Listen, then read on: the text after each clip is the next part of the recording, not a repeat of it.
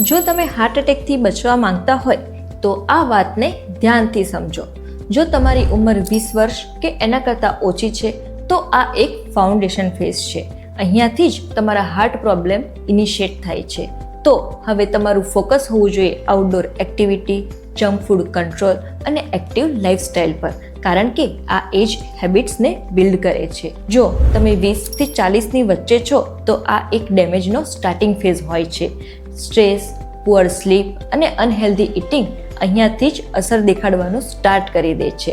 અહીંયા exercise, sugar control અને basic blood test important બની જાય છે. અને પછી 40 થી 60 એજ ગ્રુપમાં તમે રિસ્ક ફેઝમાં હો છો, જ્યાં બીપી, ડાયાબિટીસ અને કોલેસ્ટેરોલ પીક પર હોય છે. એટલે જ રેગ્યુલર ચેકઅપ્સ, વેટ કંટ્રોલ અને ડિસિપ્લિન એ બહુ જ ઇમ્પોર્ટન્ટ બની જાય છે. અને 60 વર્ષ પછી આ એક પ્રોટેક્ટિવ ફેઝ છે.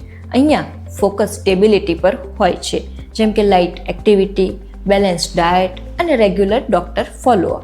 તો આ માહિતીને શેર કરો અને આવા જ કન્ટેન્ટ માટે ફોલો કરવાનું ભૂલશો નહીં.